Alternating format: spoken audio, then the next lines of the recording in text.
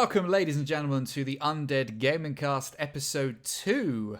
How are we all doing this fine Tuesday, or whatever day it is that you're watching / listening to this? I won't discriminate against the day of the week. I'm Rob, the End of the Gamer, and welcome to our monthly gaming cast where we talk about video games, the industry, and stuff and or things. Joined with me, as always, is Mr. SingularityJosh. Hi, I'm green today.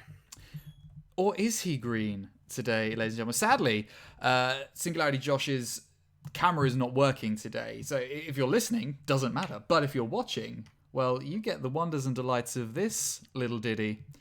Classic. There we go. Oh no, can we at least have the one with Jesus?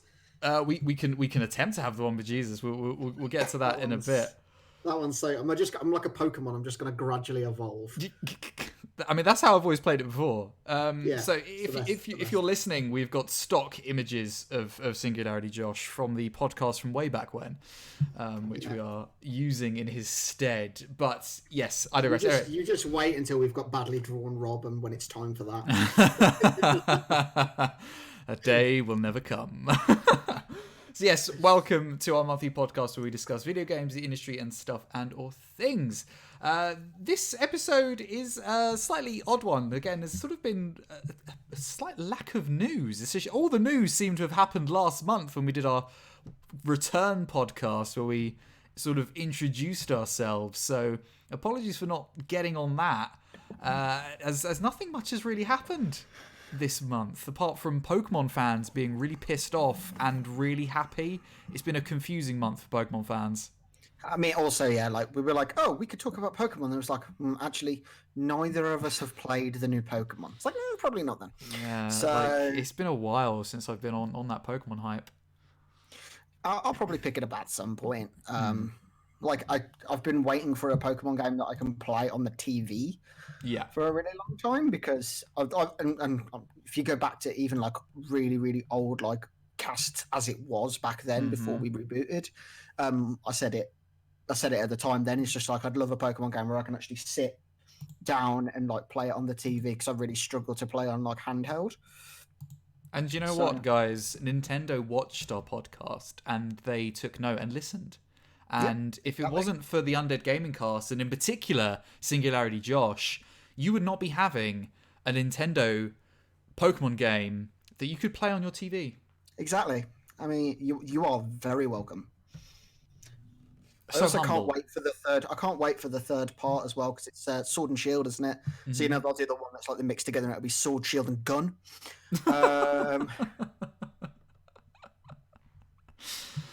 Sure. Won't be allowed in schools in America. I've got. Oh wow. So welcome to the UndeadGamingCast. Fucking hell. And it was at that point we were strictly shut down from YouTube and iTunes. Demonetized. Strange. Oh my god! What? Like all my content. Anyway. Thanks, YouTube. So, yes, this is the monthly podcast where we talk about video games and stuff and things. I don't know how many times I can say that in the introduction, but I've said it at least 4 times now. So, yes, if you don't know, we start the podcast off by discussing what we've been up to and what we've been playing this month in video games. Then we move swiftly on to our news topic, or news topics of the episode, where we generally discuss the month's news and whatnot. Again, like I said, a bit of a lack of stuff going on. So we decided to stay on brand with what's been going on in the world of the internet and discuss our games of the decade. At least 3, I think we'd discussed or agreed to discuss. Anyway, yes. So at least 3 of our top games of the decade, and then we move swiftly on to ending the podcast by shamelessly plugging ourselves, but we're going to add a small little feature just before that, where we would discuss your games of the decade. We have asked you, the listeners and viewers, to respond and get engaged with the Undead Gaming Cast over the social medias. We asked you what your games of the decade were, and some of you replied. So thank you very much for that. So this is something that we hope to add as and when to the podcast, and I've got one to ask for the next podcast. So Josh, remind me when we get there. But I will definitely forget. Yes. So, well, without further ado, Josh. Oh my goodness, I need to turn that off for the podcast. You've made a comment in the chat, and we get a nice Star Trek Energizer I am very soundtrack. Oh my goodness. I'm deeply sorry for that. Definitely going to get taken down by copyright strike. Oh well. So yes, Josh, what have you been up to? What have you been playing this month? Pray tell. So if you've been sort of keeping an eye on my social media, I've made it reasonably apparent that I'm not particularly very well at the moment. So I've just been kind of trying to pace myself a little bit with the games, work out what I'm playing, and nothing's particularly grabbed me aside from one game, which I'll get to in a bit. So the games that I've played this month is like quite considerable. I've had a go at Dark Souls 3 again, which will likely also be discussed later. It's a game I love very, very much. I've been playing Cuphead a little bit, which is great. What have you been playing Cuphead on? Sorry, have you been playing it on the Switch? Because it's on the Switch now, isn't it? It's on the Switch now, but I've been playing it on the PC. Oh, okay. I've just what do you call it? Connect the controller. That's Connect. Just connect the controller up, and it's Yeah. It's just on Steam or whatever. I was just curious as to whether you had it on the Switch or not, whether it was. Because obviously it runs very well on the Xbox and the PC. I bet it'd be amazing on Switch, actually. To be fair, it's certainly one of those games that would be perfect on the Switch, provided it was ported well, which I'm sure it was. Yeah, but yeah, I mean, they released it like it's been a while. Good while. Yeah, a good while. I mean, like I think it was last year that Cuphead came out. I think. I think it might have been the year before. Yeah, it might have been 2017. Actually, it might have been. We had a good year in 2017, if I remember rightly. Yeah, it was that year then. Yeah. Insane year.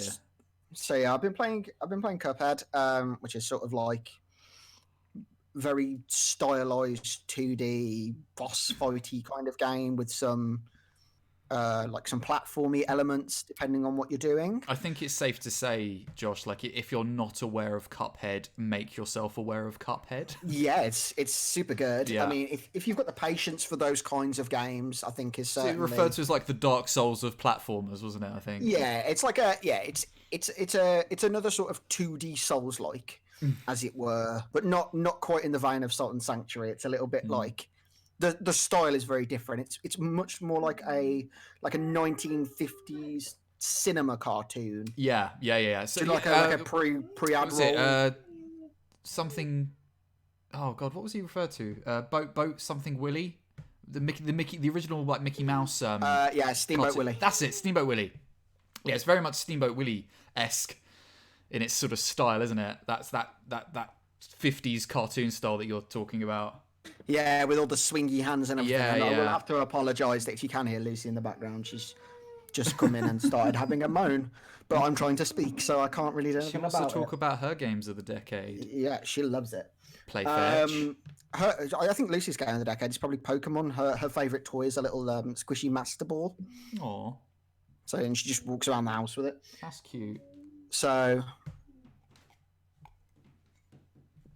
But yes, continue, Josh. Sorry, every time I unmute my mic, mute my mic, she stops whining. The second I unmute my mic, she just starts again. She's great. So yeah, I've been playing that. What else we had to go at? We had a quick go at the Crash Bandicoot Insane trilogy. Just a quick little run through of the first 6 or 7 levels for nostalgia's sake. We've had a go at My Time at Porsche, which I'm really enjoying. Kind of a 3D Stardew Valley kind of deal.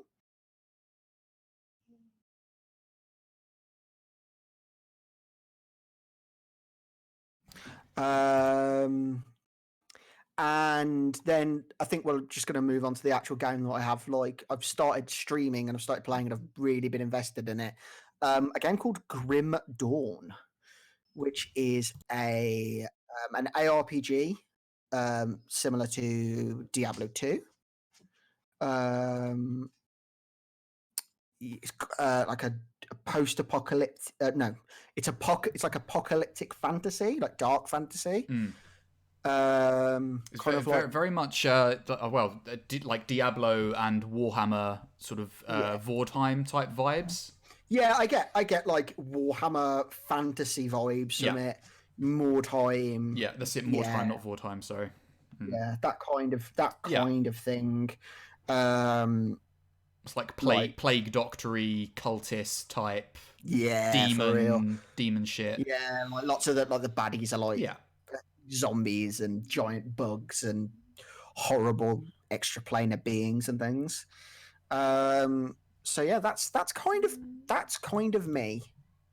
Um, Well, I mean, yeah, do you want to expand a little bit on Grim Dawn? Because I also, because of your stream, has started playing it as well.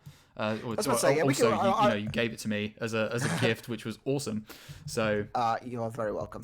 Yeah, I figured that we could. I figured that we'd move on, and then when I presume that you'd mention it, and then we could expand the conversation a little bit. Maybe it depends on when you want to do it. If you want to do that now, or if you want to. I'm down for doing it now. Let's do it. Let's do it. Yeah, sure. Do it. And if anything, it'd be a nice segue into like what I've been playing as well. Yeah, if you're done entirely, sort of thing. After we discuss Grim Dawn, it's not a problem.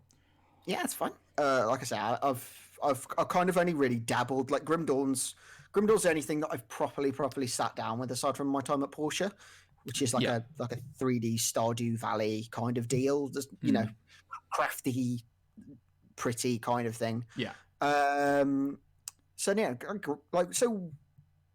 yeah, I've been really enjoying Grim Dawn. Like I've always kind of liked those kinds of games like Diablo, Torchlight, Path of Exile.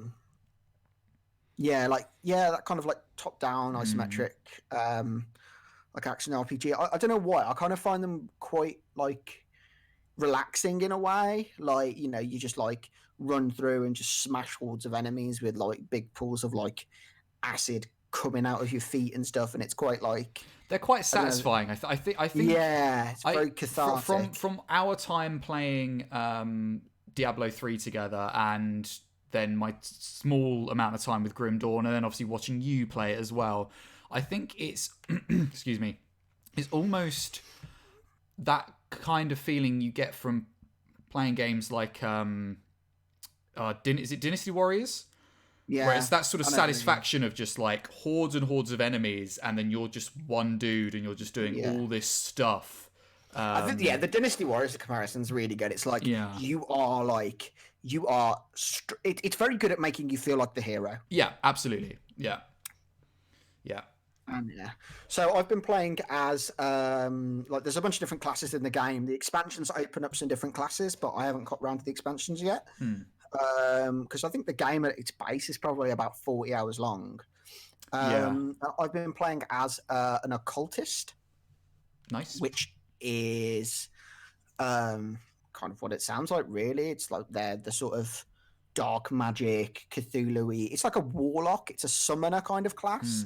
So like, I've got like a raven that like shoots lightning, and then I think I've just unlocked a hellhound as well. So I mean, like in general, the classes are kind of bog standard what you'd expect from that type of like fantasy RPG style game, but they're different enough to fit with like the style of Grim Dawn that they're a little bit more interesting.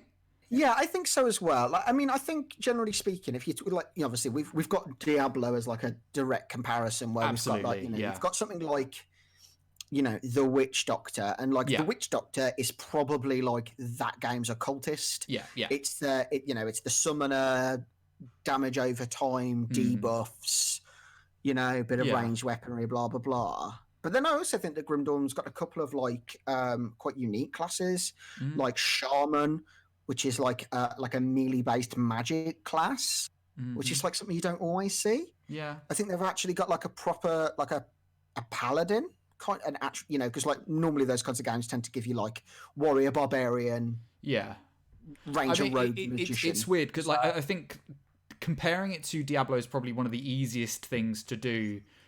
Just because they're very similar in a lot of respects, but almost a bit of an insult to probably both to a degree, but just because there are so many differences between them. And like Grim Dawn, I mean, Diablo's Diablo, and Grim Dawn is its own game in its own right that you should 100% check out.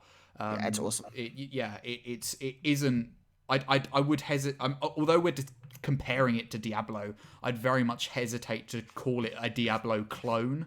No, I mean, I think one of the reviews it actually has, and it's like if you go on the Yeah. Steam like workshop page, it says that it's like it's the spiritual successor to Diablo 2 that like you never got. Sure, yeah. Like it's its own thing, but it's like Yeah. it's different enough from where like the Diablo franchise went that it's like, Yeah. do you know what I mean? Like Yeah, it'd no, almost be absolutely, like I comparing agree. it to Torchlight. It's an ARPG at the end Yeah. of the day. Like Yeah. they all, you know, hordes of enemies and sort of chucking stuff about and gathering loot Absolutely. is kind of what that entire genre is. Yeah, it's the bread and butter of that genre. But I think this is the problem, I suppose, when you've got a game like Diablo that's been so popular for that genre. Yeah. Of course, everything's going to be compared to it in the same way that for years RPGs were compared to Skyrim. Yeah, like you know, all MMOs are WoW, all yeah, RPGs are Skyrim, absolutely, all first person shooters are Call of Duty. It just depends on yeah. But I think I mean I've really been enjoying it. Like I kind of like the fact that something that like I mean watching Rob as well, like just play whatever you're playing, because you tend to play sort of more like you like an open world RPG or whatever, and just watching you play like Horizon Zero Dawn and just like picking up like every single piece of flower and exploring like every inch of the map or whatever. Like that's something that Grim Dawn like really rewards. Like I found like a secret camp which had a secret shop and some like quests that are just totally out of the way. If I hadn't explored, I'd never have found like a survivor that you can take back to what's that? Devil's Reach? Is that the name of the place? Something like that, yeah, rings a bell. Like, but basically back to like your sort of like main hub. Yeah. And then he actually then in turn kind of gives you like a set of like bounty quests, but it's like it's entirely optional. Like you could miss it, you could walk right past it and just never know it was there. If it was like, okay, like pardon me, like go do the thing, and you just walked up the main road, which is like fair enough or whatever, like you'd never have access to that quest line because you wouldn't have the NPC that you needed. And he wasn't hard to find. But it's nice to know that you're not railroaded, or it's not a open world. It's not a linear game disguised as an open world game. Yeah, for sure. It's not. Yeah, it's not just like endless tiles of green and then occasionally a zombie. Do you know what I mean? Yeah, it's like there's actually like a tangible reward for going off the beaten track and just like looking for different things. Yeah, and like I like the way that it's done the like the kind of like the instance dungeons, as it were. Like they're entirely optional. Like very rarely does a quest lead you in one. Sometimes they do. I think like the first main quest you do takes you into one. I'm pretty sure. Yes. But after that, like you find them on your own. You go in them on your own free will, and they offer an actual like substantive reward in the form of like constellation points, which are like your wider, rather than like you've got like your class skills. So I am a soldier. Yeah. I can fight with sword, and putting points in this will make me good at fighting with sword. Like constellation points, it's effectively like a bonus skill point that boosts a stat of your choice. Yeah. So that's what. I'm gonna bring up the Diablo comparison again. But this is what I found really interesting about it, is that you pick a class, but you're not locked into that class. And although there's a lot of like ways you can play a barbarian in Diablo, I feel like Grim Dawn is far more expansive as what you can do, because obviously you pick your main class, then you pick like a dual cast class. Sorry, so you're almost cross pathing, or what's the better phrase for it? Yeah, it's you're multi-class. Yeah, that multi-class. There we go. Yeah, sorry, I couldn't think of the phrase for some reason. Yeah, you're effectively multi-classing, and then like you said, you've got this entire other skill tree or skill bracket of like this constellation path, which again opens up so many more possibilities of what you can do. And with the multi-classing, there's so many different combinations you can have going on. Yeah, and I mean, I noticed as well. Obviously, I was playing as an occultist, but when I took shaman as my secondary class, and then it changed me to a conjurer. So I'm guessing that like from stock classes you have, like if I'd have picked, say, like soldier from occultist, it might have made me a witch hunter or something. Or if I'd picked like like whatever the wizard class is with like the Arcanist, shaman I class. think, yeah. Yeah, Arcanist and like shaman. It Yeah. might have made you a druid. Yeah. You know what I mean? Like, I think that's kind of what it is. But I also think, and I haven't actually tested this yet, and it might be fun just to test it. It's like, obviously, you go your first 10 levels just as one class, and you can't multi-class until you're at your 10th level. Yeah. And then once you're at the 10th level, you get to pick your second class. Now, what happens if you just stop putting points in the first class?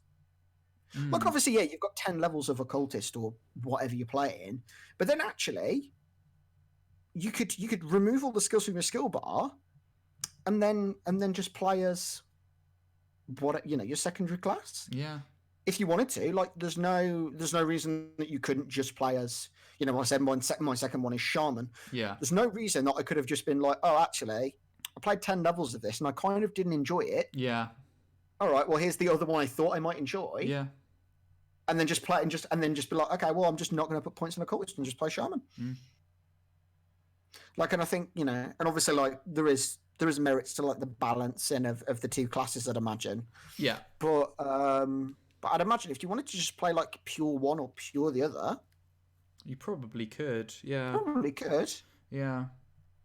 Yeah, no, it's definitely an interesting game. So I've only you've obviously played a lot more than I have. Well, actually, I think I was looking at Steam, mate. I think you've played 3 hours. I have, played yeah. 5. Oh, okay. I've So played not 5, that far. So not too much more. Yeah. So we came home on Sunday after doing some bits and bobs in the morning in town, and then we basically weren't doing much else except for sort of just chilling and watching films. And I was like, do you know what I'm gonna do?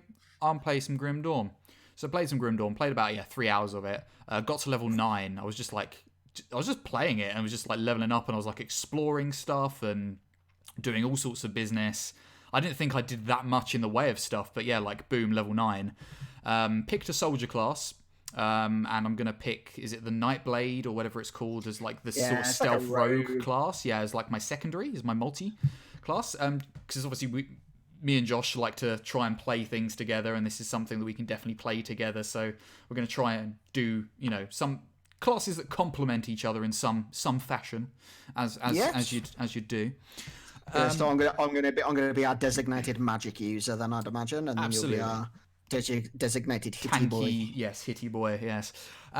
So yeah, but the world. Like I said, the world is just quite intriguing. It's it's almost your typical grimdark stuff, but I quite like grimdark stuff. Same as you, really, Josh. Yeah. Very much my cup of tea. Yeah, I think it's really interesting. And one thing that really stood out for me was like, it wasn't even a quest. It was just as I was on my way to the first quest, and I was mostly just exploring that first sort of area you get to, which is like an abandoned little town. Oh, like that. What? So. What do you mean, like, so there's, like, where you pick up the first quest, and then, like, you mean, like, down that first main road to that little settlement? Absolutely, yeah, right. There. So I go into a house full of zombos and kill said zombos. Then this one zombie drops a gun and a note. I pick up this gun and a note, right? And this is like a really simple thing when you think about it and look at it, but to me, not enough games do this sort of thing.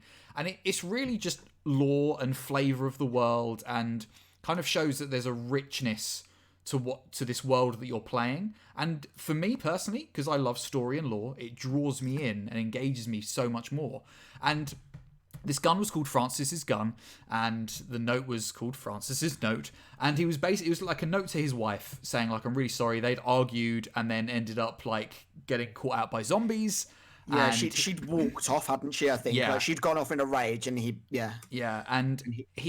was writing this note as zombies were at his door trying to get in, and he is basically like, I'm gonna go out on my own terms. I'm not gonna let them pull me apart, etc., etc. And he's obviously killed himself with his gun. And then the zombies have like gone in and like turned him into a zombie, and his dead corpse has gotten up off the ground again. But it's like it's such a tiny thing. It's nothing to do with like a quest or anything. It's just a little thing that you encounter or don't encounter in the world, and to me it was just like really good, really awesome. I really like those little notes. Yeah, like they're so good, and like you say, like it adds stakes to the world as well. Like, it's very easy just to be like, oh, there's the big bad, like this like it's like ethereals, whatever they're called, like, you know, like the ghosts are raising the dead, and like that's the thing, and like everything's miserable, and like, you know, I'm sure you plowed through that first couple of rooms and you were just like, okay, cool, just like zombies to kill, these are just zombie fodder. And then all of a sudden you read that note and it just changes the context of what you've just done entirely, because you're just like, well, I've just walked into a house and killed a bunch of zombies, and then I've searched this corpse and then found this note in this gun, and it's like, oh, okay, well, so he wasn't a zombie. I think it's actually a corpse. And then like you read it, you go, oh, the reason he wasn't a zombie was because he didn't want to be a zombie, and he decided he'd rather kill himself than risk hurting his. I think that was what he said, wasn't it? It was like he'd rather kill himself than accidentally end up like hurting his partner if his partner ended up coming home. Absolutely. And finding this note, he didn't want to be. He didn't want to be like one of these things that was like actively trying to kill her. Yeah. And it's just like, it's like all of a sudden, it's like from that just like room of zombies, and it's like, oh, treasure chest, blah, blah, blah. You go, oh shit, actually, this is like real. Do you know what I mean? And it sorry, carry on. So there was another one I found. It was a little bit further up the road. Obviously, like I said, I played about 5 hours of it now. And it was like some Dockman's notes or something. Yeah, I found basically those saying Doc Harbour notes, yeah. Yeah, like just saying Harbour basically Monster. like, you know, yeah, like the young lads at work were scared, and they were talking about like moving away and not coming into work because because they'd heard all these reports of blah blah, and he was like, oh, it's a load of bollocks, and then all of a sudden like lol apocalypse, so it's like, like you get like do you know what I mean? Like it's nice that you get like it's only obviously just happened. So unlike a post-apocalyptic game where you're trying to like sort of piece together things, you're still piecing it together in Grim Dawn, but like it's not, if there's not as much hearsay. Yeah, absolutely. Do you know what I mean? Like say something like you're playing also Horizon Zero Dawn, which is like a post-apoc game essentially. Yeah. And then like I'm sure that as you're playing, like I know what happens, but as you're reading stuff and finding stuff, you're going, oh, okay, maybe this is why this is the way it is. But actually, like in Grim Dawn, it's like, oh, well, you know, we heard these things coming from the west, and then there was the problem with the harbour, and then, oh, they got off at the harbour, and then this part of the world became infected, and then, do you know what I mean? Like, all of a sudden, like, that's actually, like, you know, you're living in the apocalypse. Yeah. Yeah, and it's also, for a game that is not populated very much, you know, you come across these pockets of people that you interact with in different towns and stuff. And for the most part, the overworld is dead and ruin and monsters.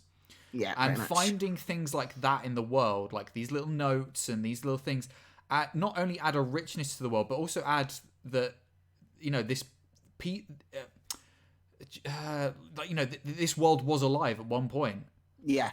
And it's not just an empty expanse of nothing like most open world games are. Although you're not physically seeing people, you're seeing what's left of, I suppose, the humanity that was here.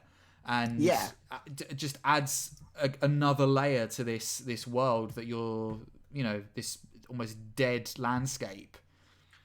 And also further to that point where you're saying, oh, like, you know, obviously you find like these pockets of people like kind of in bigger civilizations or whatever. And like I was saying before, like I just found that guy just in a room, and he was the guy who would end up giving me quests and stuff. But it makes it even more surprising when you just find somebody on their own and you're like, oh shit, there's actually like another survivor here. Yeah. So like you actually actively want to help them. Yeah. Get, you know, presuming that you're not like role playing like an arsehole or whatever, but like, you know, for the most part, like most people are just like, well, okay, well, I can do this thing for you. It doesn't cost me any time or money or anything really.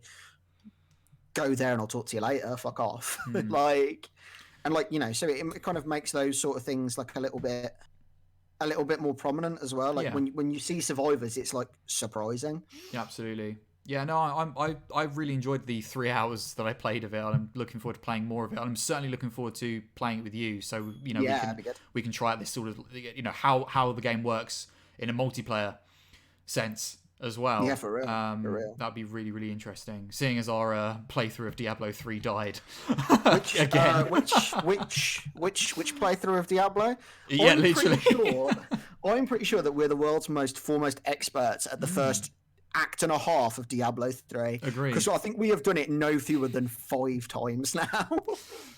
At various stages throughout. our friendship. Absolutely, my goodness. But yes, so really looking forward to playing more of it. Honestly, my only gripe with it. So you're playing with a controller. How is it working out for you on a controller? I find sometimes that I think that was actually what was causing some of my PC issues earlier, and I think it was just actually like the way that the software was interacting with the game, because I'm having to use third-party software. Yeah. Because I'm using a Nintendo controller. Right. Okay. It was causing my mouse to just like randomly like jitter and move across the screen, and I couldn't get it back to like stop. Do you know what I mean? I couldn't get it back to like stop it. Which is why you might have seen me go live earlier for about a minute and a half and then just off, because I just couldn't get it. It just wasn't doing it. Yeah. Yeah, I'm finding it with a controller. I think it plays very, very nicely. I've tried it also. Like, I literally played like 15 minutes of it earlier, just trying a different class out. Trying the Nightblade or whatever it is. Yeah. Just to see how like the melee classes work, because obviously I've only played as magic users so far. Yeah. And I played that with the keyboard and mouse. And what I didn't like about keyboard was that like you press select, or like, you know, the opposite of start on whatever controller you're using. Yeah. And it opens up like your menu, and you can like radially go through the menu. So it's like character, quest, skills, options, blah blah. But those are all independent when you're playing with keyboard and mouse. Yeah. Like, you open up, like, you press S to open up skills, and you can only see your skills tree. Yeah. You have to press C to open up your character tree. Do you know what I mean? It's just like, put it into one interface. Yeah, put it into one menu that I can scroll through quite easily. Yeah, that's fair. Because it's actually way nicer on it's way nicer on the controller. But then I suppose the benefit of playing on the PC is that then I've got more bindings and stuff. Like, I don't have as many bindings on the controller. So absolutely, yeah. My only, in fairness, I didn't really think about that. The point you made about the skills and the quest log and all that sort of thing. I didn't really think about that, but I agree with you. That would be a better option, because I'm playing keyboard and mouse, and my only gripe with it is it's purely just like a personal thing, I think. Is how you move about the world. I don't like that I can't use AWSD to just move my dude about. I can either click, like point and click to move about, which just reminds me of playing RuneScape back in Deer, which I don't. Don't you be chatting shit about RuneScape. or you just press A and sort of move your dude about with the mouse, which is fine, but there's like a latency to when you want to stop. It doesn't quite stop where you want them to stop, if that makes sense. He sort of carries on moving a little bit, which is a little bit annoying when you're trying to target dudes. So just I must admit, actually, like I think I genuinely think that is a you problem. Probably, because like every ARPG I've ever played, like Torchlight Diablo, Grim Dawn, Path to Exile, like they all, like the movement in them is always exactly the same, and it is that point and click kind of. I always think of it as like real time strategy movement rather than like RuneScape movement or whatever. But like that's actually, and I've been playing Inquisitor 40k Inquisitor as well, and that's the same. It's like point and click. Movement. So like that actually genuinely is a problem. Hadn't occurred to me, because I just assumed that anything that you play in like third person, relatively like close up, is like, you know, WASD. Like, I couldn't imagine playing World of Warcraft clicking where I wanted to move. Oh god, yeah. Do you know what I mean? But like I would just much rather be able to fully control my character, like AWSD, honestly. Or the only problem with it on the mouse, I think, with moving in that system, is that sometimes the targeting is a bit weird. Yeah. Because obviously, like, to drag your camera around, you have to like push middle mouse button. Yeah. Which is fine, like, you know, kind of expected or whatever. But yeah, like, obviously having that right thumbstick just to like intuitively just like zoop myself about. The one gripe I do actually have with that and the move, it's really cool that like you're not always in a fixed position. You can move your camera around, which is nice, because that's like something that not many ARPGs do at all. But when you move the camera, it orientates the map as well to the same direction. Right. So if you go into like the big map and you're like, okay, so I need to go like, I know that I need to go like north or whatever, and then like for whatever reason, because of the way that the terrain is and it's easier for you to see, you like shift your camera like west a little bit, and then all of a sudden like you're going, okay, well I'm still trying to move upwards on the screen, but now you're moving south. Yeah. Do you know what I mean? And it's like, oh. So I have to, like more than once I've had to sort of go, no, actually, and like reorientate myself to actually move in the right direction. Yeah. Yeah. So that's us on Grim Dawn. Thanks for tuning into the Undead Gaming Cast. That was a long old chat about Grim Dawn. That was very cool. No, fucking really enjoying it. So yeah, looking forward to playing more of it. So is that all from you, or is there anything else you'd like to? Yeah, no, I mean, I did quickly mention 40k Inquisitor Martyr, cool, which is very cool. Another ARPG before I picked up Grim Dawn because I figured I was in the mood to play that kind of thing. Yeah. You play as Shocker and Inquisitor, which is it, sorry, is it 40k or is it fancy? It's 40K. Okay. Yeah, it's 40k. So you play as an Inquisitor. Those of you who don't know, that are not total nerds like me, an Inquisitor is basically like a regular human who has access to psychic powers, like magic powers, but they're like insanely rare. It's something silly like 1 in a million people is like a psyker, and then like 1 in like a billion people could be like an Inquisitor. Like that's kind of like, you know, there's very, very few of them, and basically they're charged with like hunting down like all the horrible stuff, and you end up basically going to the ship on the hunt for like one of your targets or whatever. And it turns out that like this ship has been like overrun by chaos, and you're kind of trying to do a bit of detective work as to like why it is the way it is, effectively. It's very good. It feels very Warhammer, grimdark once again. Oh God, big Jesus. Sorry, I'm just watching Rob like live on stream just manipulate my your likeness. Yeah, my likeness. But yeah, so that's it really. So what about you, Rob, when you're done there we go, perfect, flinging my face about?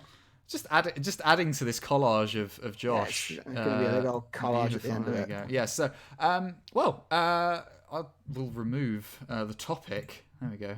Go away. I'm not talking about Grim Dawn anymore. No, sir. So this month's been I've actually played some games this month, which has been great. It's been nice. No, that doesn't seem right, bollocks. I actually think I was thinking about this the other day, and there was a few games last month that I forgot to mention that I played.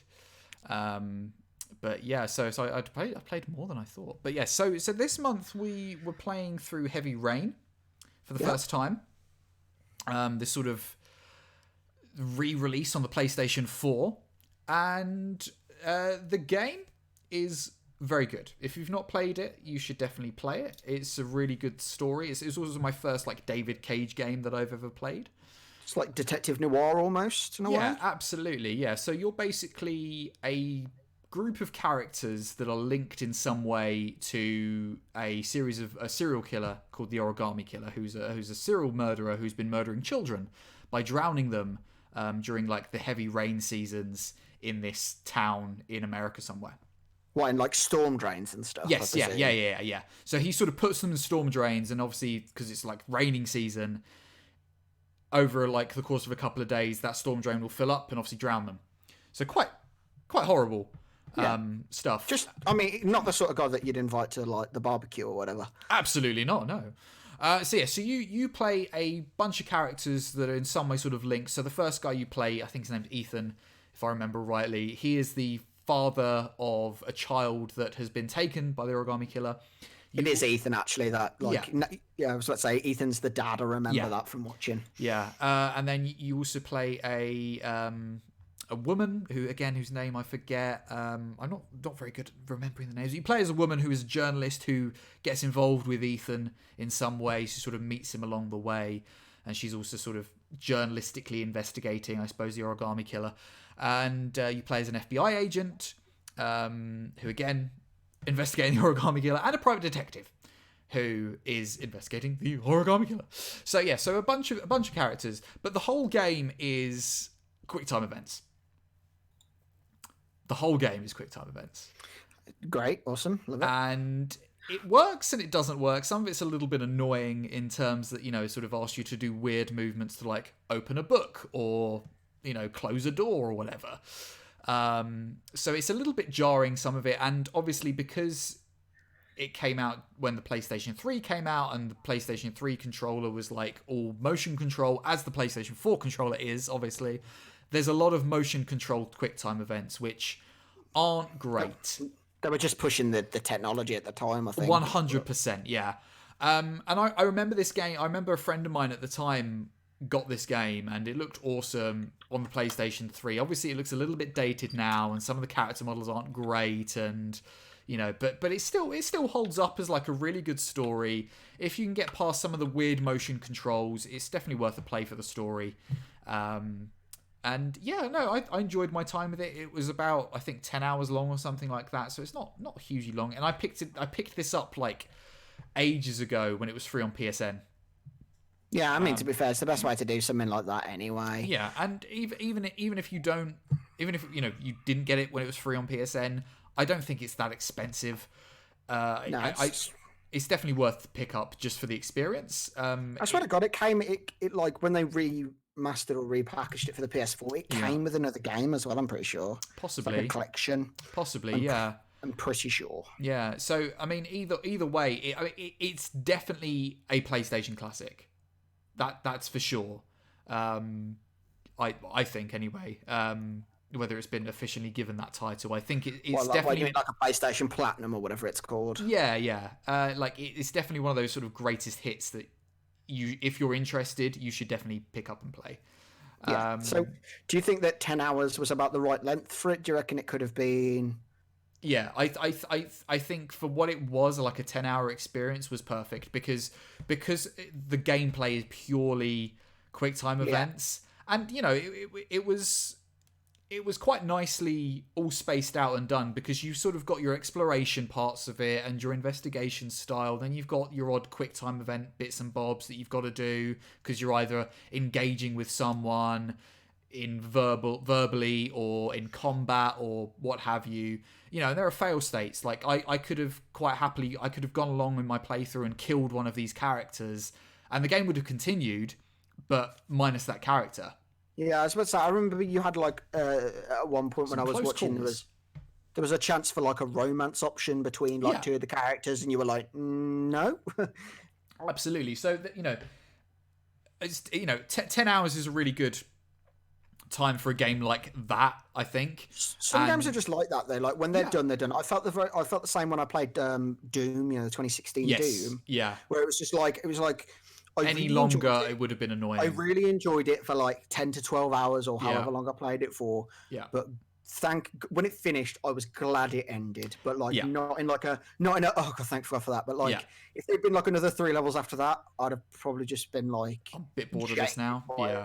Yeah. No, I agree. Yeah. So it's a nice 10-hour package, but also like it's not like I wasn't sort of like, oh my man, like you said, it wasn't like, oh man, thank God that's over. I was definitely intrigued to possibly pick it up and play again, because of the replayability and the different endings and the possibilities in the game with the choices that you make and this, that, and the other. I genuinely remember having this conversation literally 10 years ago with somebody who was playing it. Yeah. And they were saying, oh, it's like such a good game. And I was just like, oh, blah, blah, blah, blah, blah. Okay, blah, blah. It's a police game, blah, blah, blah. And I was like, well, doesn't it always end the same way? And he was like, no, like you can, he's like, I think he said like him and his wife were playing it. And like he'd played it and he had like one set of like outcomes and his wife had played it and had it was just like a different game. Yeah, absolutely. Yeah, so it seems like it's worth going back, and especially because it's only 10 hours. Yeah, like, no, 100%. And I think because it's one of those, it's one of those games that you've got choices and things like that. It's for like a stream game. If you've got like an audience watching you, it could be quite a good game to do for that as well. Especially if you've got especially if you're sort of more like a story-driven channel as well, like you're like a absolutely, you're like your your Uncharted's and that sort of thing. Yeah. So yeah, like I really enjoyed my time with it and playing it, and would recommend if you're interested in that sort of thing. And it's a decent sort of detective story game, really, and gets your blood pumping as well, with certain elements of it, because obviously it's like a mystery and a thriller type esque thing. Because it's David Cage as well. You're 100% his style of things. If you've ever seen any of his like other media work, like TV or films or things like that, it's very much. It's very David Cage. It's very David Cage, yeah, and it's almost like Quentin Tarantino, isn't it? It's like you look at something and you go, I know that's Quentin Tarantino. It's absolutely, like, I know that's Cage. And and also it's just very much because he's a filmmaker. He very much, I think, looks at games as if they are that medium. You're watching a film or you're watching a TV show or that sort of thing. So like story wise, it's engaging in that respect. If you know what I mean, it's a bit hard to explain, but it's good. I enjoyed it. It's good. I like it. It's very good. It's good. Good. I like the video games play. So after that, we started playing not Heavy Rain. Fucking hell. Just discussed that. After that, we picked up Horizon Zero Dawn. Didn't you play Amnesia before you played that? I did, yeah, but we discussed that last month. Oh yeah, we did. I was playing that for the spoopy Halloweens.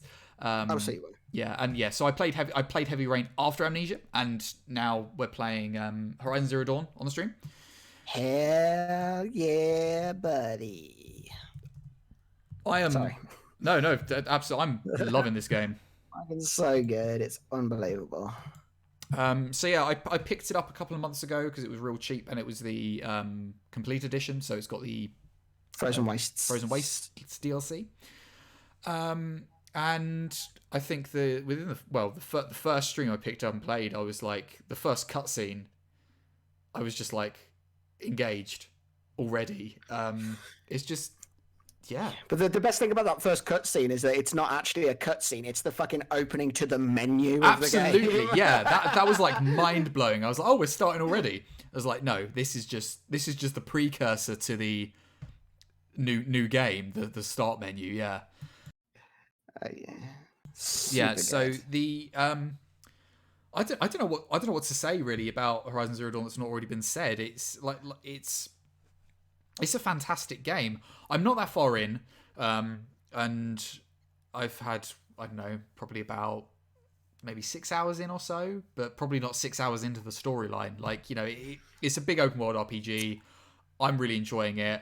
I mean, you're doing sawtooth stuff. Like, you're probably like, I don't know, like, I reckon you've probably played about 10 hours at this point.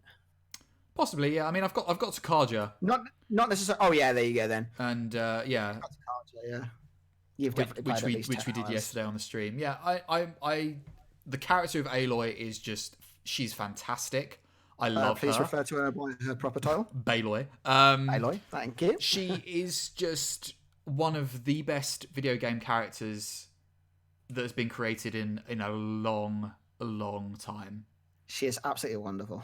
Absolutely. And like, hands down, like, if you've got a PlayStation, get this game. And if you haven't got a PlayStation, this is a reason to get a PlayStation. Like, this is one of those games that I would use as an argument to get yourself a PlayStation. This is like, I think Horizon Zero Dawn is the Fable 2 of the PlayStation. Do you know what I mean? Where it's like, oh, you should get an Xbox 360 to play Fable. Yeah. And it's like, you should get a PS4 to play Horizon. Absolutely. Yeah. The game's phenomenal. And I'm not even that far into it, and I've got, but already, like, the world is just intriguing. The main character, she is a delight and amazing to play. The world is just so interesting. It's just, I don't know what else to say. I'm finding it hard to express myself with this game. So the thing with Horizon, and like, I beg that we don't talk too much about it because this is probably a conversation that we'll likely have later. I think it's on my list anyway. Yeah.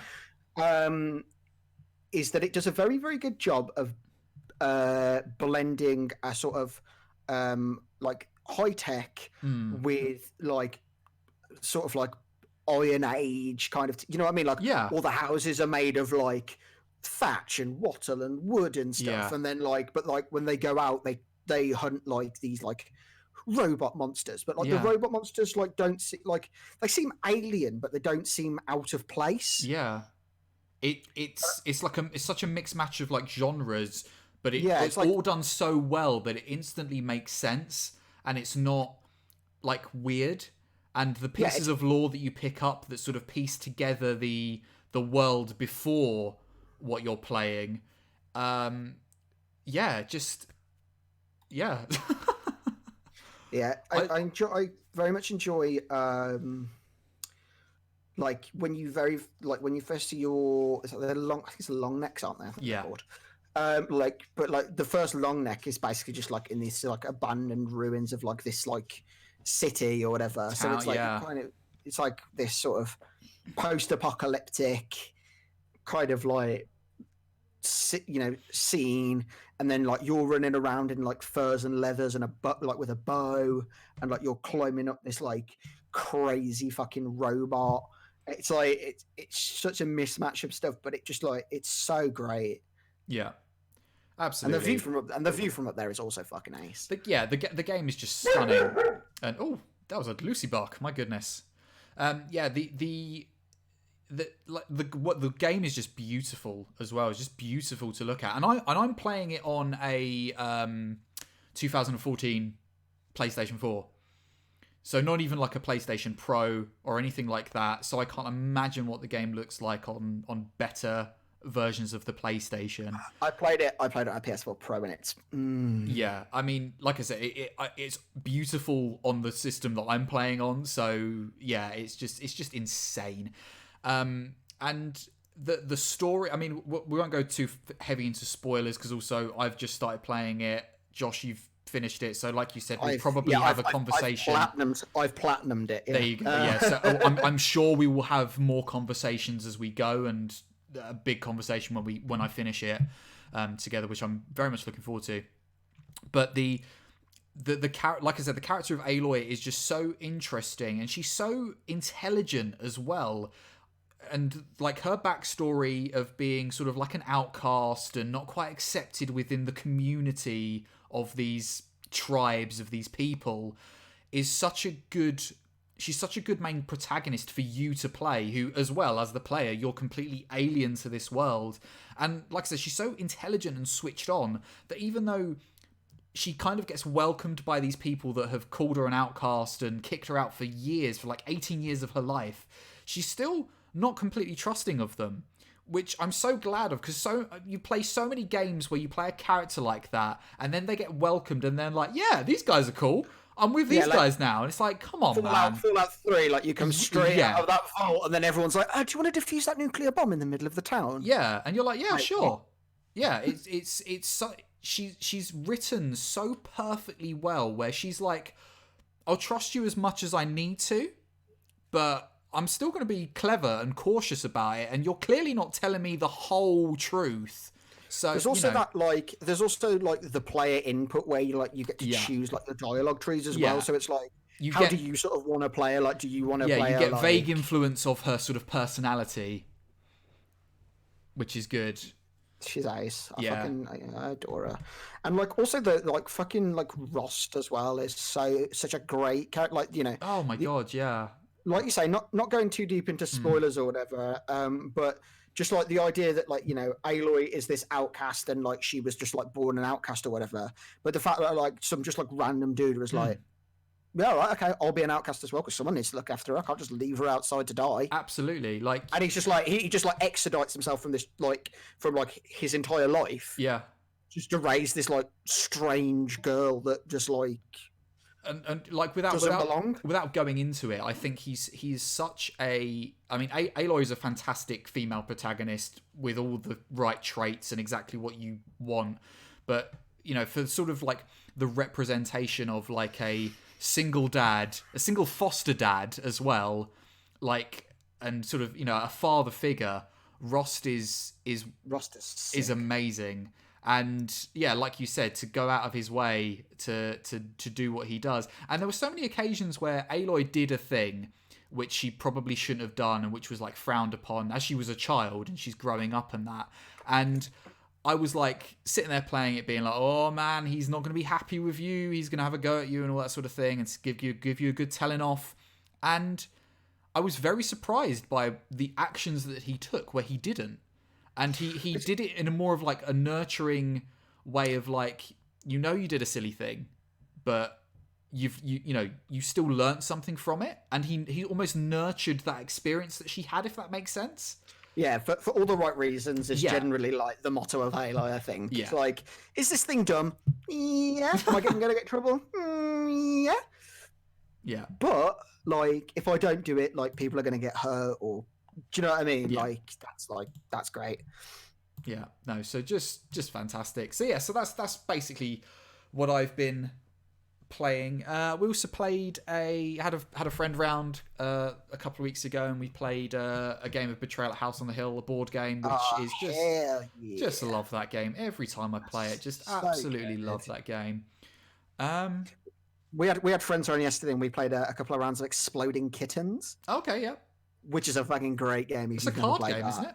Yeah, but it's very good. Yeah. It's like you're effectively like bomb disposal people. And you have like it plays reasonably similar to something like Uno, where you've got like cards that like reverse the order, or like you can look at the cards of the deck and see what's coming and all those kinds of things. And basically the idea is that like the last person it's like the last one alive wins. Basically, it's really quick, 15 minutes or less. And like you've got like ways to like diffuse cards and like steal cards off like your friends and stuff. Like it's a great game. Yeah. If you want like a because we're obviously coming up to sort of like the festive period, if you want like games to play with like your family or whatever, would highly recommend something like Exploding Kittens. It's a brilliant game. Awesome. So yeah, for me that's about it really. And we have been discussing what we've been playing for about an hour now. My goodness, we should probably get into the main topic. We should. Can I take a real quick pee break? Absolutely, yes. So because I have literally been dying for about half an hour. That's fine, dude. No worries at all. So we will take a very quick break, and we will be back discussing our main topic of today's episode, which is games, or our games of the decade. We'll be back real soon. Don't go anywhere. Hey guys, we are back. Thank you for sticking around. So, yes, we are now moving on to our main news topic of the episode, which is, as we said, our games of the decade.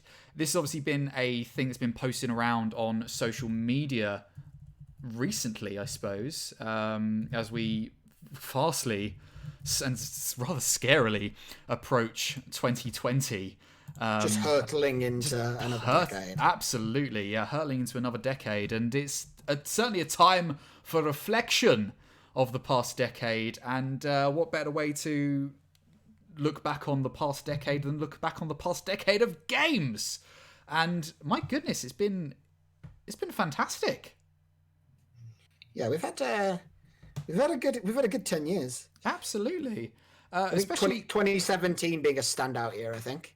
And of course, there are so many games to discuss, or we could discuss games that we've played or games that we possibly haven't played as well. So bear in mind that this by no means is obviously a definitive list of ours, and possibly in no particular order. And these are all our own personal thoughts and opinions on games. So if your game hasn't quite made our list or discussion, apologies. But I'm sure it is a game of the decade nonetheless. So, Josh, would you like to kick us off with one of your games of the decade, please, good sir? No, because I've got about 97.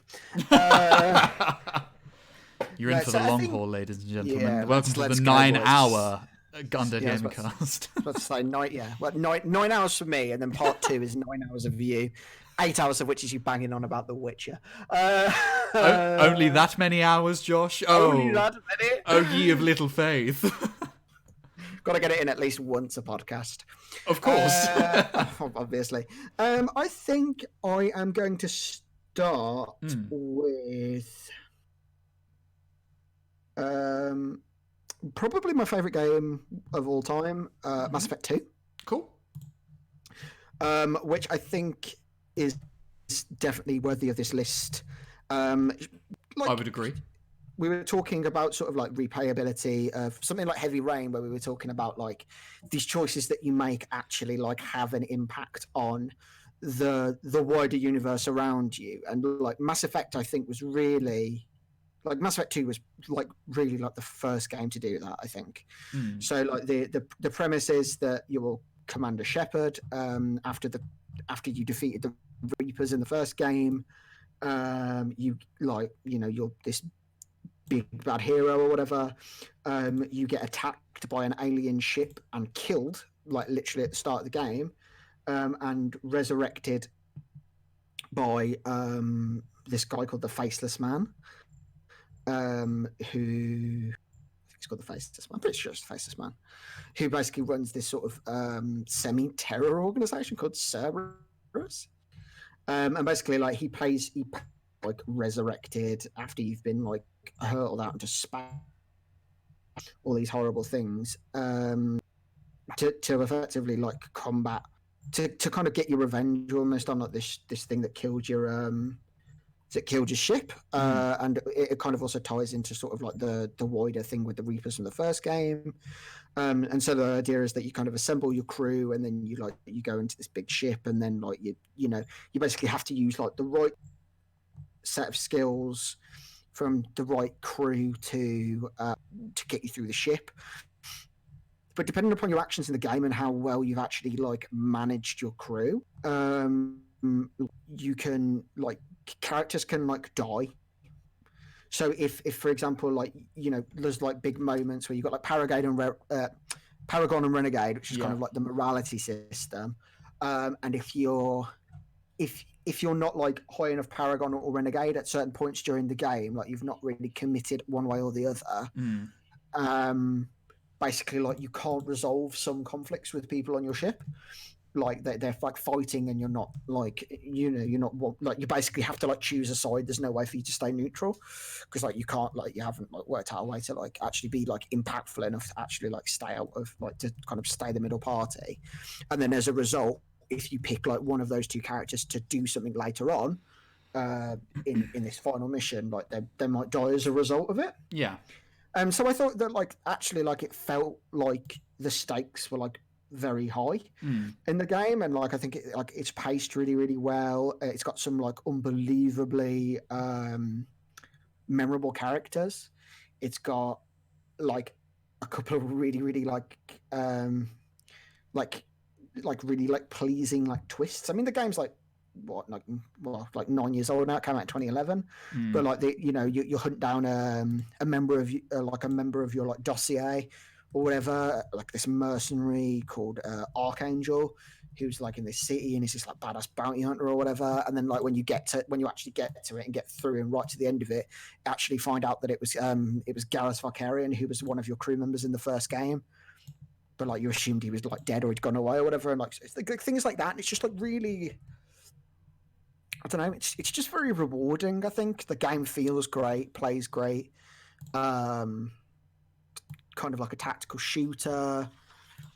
It was it's really BioWare at its best, I think. Yeah, before all the recent stuff.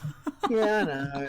Yeah, no, absolutely. I mean, there's a reason it's harbored as one of the best RPGs ever as well. Like it's it certainly deserved its stake in history, and it was pretty groundbreaking one way or another for what it did and what it brought to the table. So yeah, 100%. So yeah, that's my first one. So I guess we'll just go back and forth. So yeah, Rob, absolutely. what's your first? I just actually looked it up and found out that what I was going to talk about was released in 2009. Doesn't fit the bill. I was going to talk about Left 4 Dead 2, thinking it'd been released later than that. It had not, sadly. So in that case, I will discuss Red Dead Redemption. Yeah. Like, absolutely. The first one. I've What a great sadly fucking- not played the second one, but you could probably look at them as a whole, you know, both 1 and 2. But Red Dead Redemption, I played it a little bit late. I was a little bit late on the bandwagon, so I didn't play it at release. But my God, when I got round to playing it, did it just absorb me and blow my mind entirely.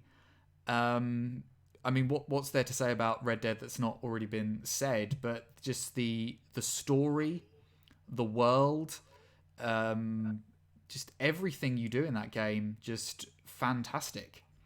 It's got a great balance as well of like characters that are legitimately just batshit insane, like this is like comic book level, Yeah, and then also just like some very very real shit. yeah, Like the character that I always remember from like it's like Grand Theft Auto in the way it's set out, where you know you got the little letter on the map or whatever, and you go to them for your quests or whatever. yeah. The character that I always remember is Seth. Do you remember Seth?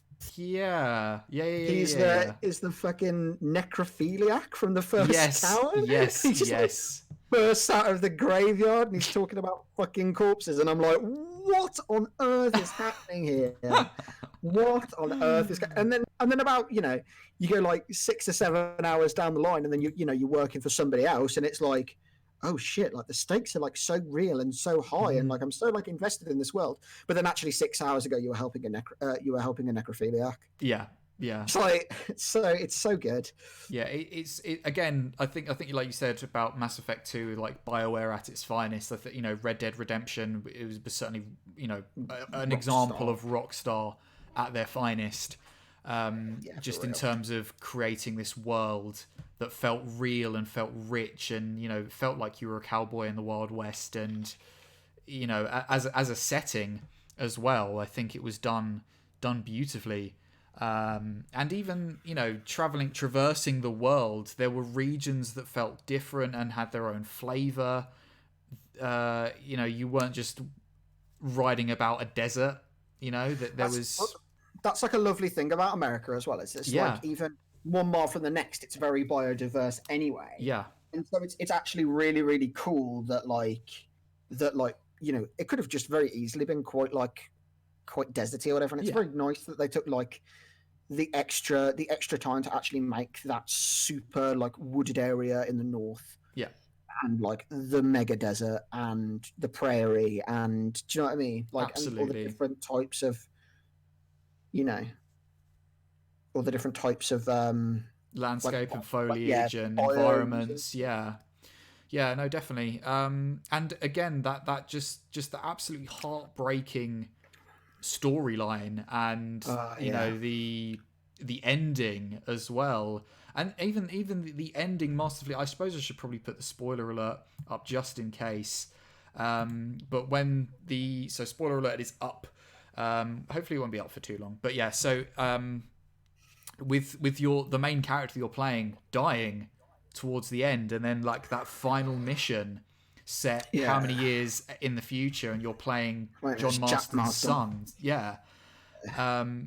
Just so well done, just from like a narrative standpoint. Just wasn't expecting it. And even the death of John Marston is absolutely harrowing. It is, absolutely. And you as the player are put in this situation where you're like, I can't win this, but can I win this? Like, this is the game, right? You know, I'm surely I'm going to win this.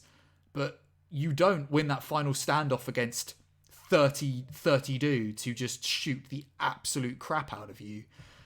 And your character dies. And it's not just like a die, reload, start again. It's they're dead. And the story continues, and you're continuing the story as their son. And again, on like you know, it becomes, it's about redemption, about revenge. The worst thing about that though is that fucking glimmering moment of hope where you see that kind of like very familiar silhouette. Yeah. And like you're on like the Marston farm. Yeah. And then like you're like, is this what? Is this? Did he somehow have I survived this? Even though I was meant to like, get shot, and then actually like you work out that it's actually like your son, and you're like, oh. Like in like your dad's grave or whatever. It's like, oh god. Yeah. No, it just so well done.